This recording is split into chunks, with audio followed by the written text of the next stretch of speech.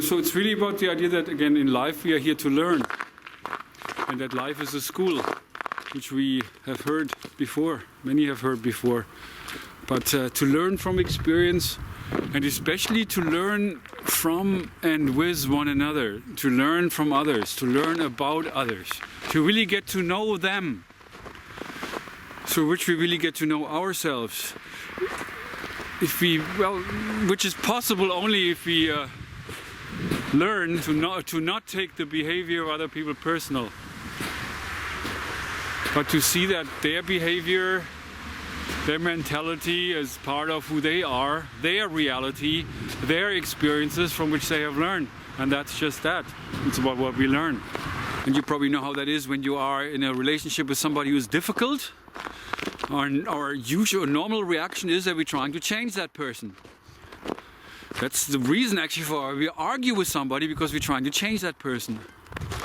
But I've really learned during that time that it's really impossible, and it's ludicrous, it's ridiculous to try to do that. Actually, that all arguments we can stop from one moment to the next if we begin to open ourselves up to the reality of what that other person represents, instead of trying to change them.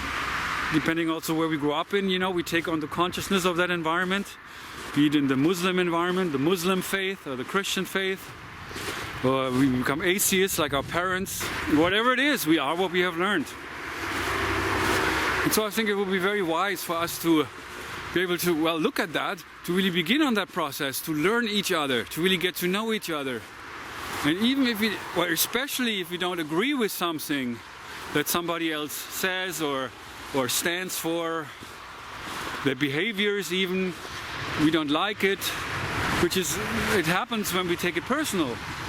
So I think it would be much more wise, to learn to not take it personal anymore, in order to then get to know another person, in order to then learn how we can relate ourselves to that person in a peaceful, non-aggressive way. Free from the argument over who's right and who's wrong, which is also part of the illusion or the delusion, because it doesn't really exist. Because we all are what we have learned.